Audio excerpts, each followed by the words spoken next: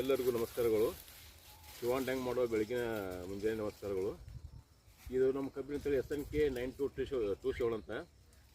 ಇದು ಸರಿಯಾಗಿ ಬೆಳವಣಿಗೆ ಆಗುತ್ತದೆ ಮತ್ತು ಅದರಲ್ಲಿ ಹೂ ಬಿಡೋಂಗಿಲ್ಲ.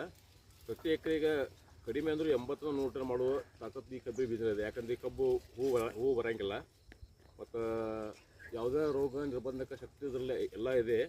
ಒಂದು ಕಬ್ಬಿಗೆ ಏನೋ ಒಂದು ಟೈಮ್ ಜಂಗ್ ರೋಗ ಬರ್ತೈತೆ ರೀ, 2-3-4 ತಿಂಗಳಿಗೆ. ಅದೊಂದು ಸ್ಪ್ರೇ ಕೊಟ್ಟು ರೋಗ ಬರೋಂಗಿಲ್ಲ. ಆ ರೈತ ಒಳ್ಳೆ ತಿಳಿದ 9227 ಅಂತ. ನಾವು ಈಗಾಗಲೇ ಆ ಮೊತ್ತ ಹೊಲದಲ್ಲಿ SNK 13374 ಅಂತ 117 ಟನ್ ಒಂದು ಎಕರೆಗೆ ಇಳುವರಿ ತೆಗೆದನ್ರಿ. ಇದೇ ಸಲ ಕಳೆದ ಸಲ 10,000 ಅಂತೇಳಿ ಒಂದು ಎಕರೆ 17 ಟನ್ ಇಳುವರಿ ತೆಗೆದವ್ರಿ. ಆದ್ರೂ ಈ ತಳಿ ಬಡವರಿಗೆ ಆಗಲಿ, ಒಳ ರೈತರಿಗೆ ಮತ್ತು ಮಧ್ಯಮ ರೈತರಿಗೆ ಒಳ್ಳೆ ತಳಿ.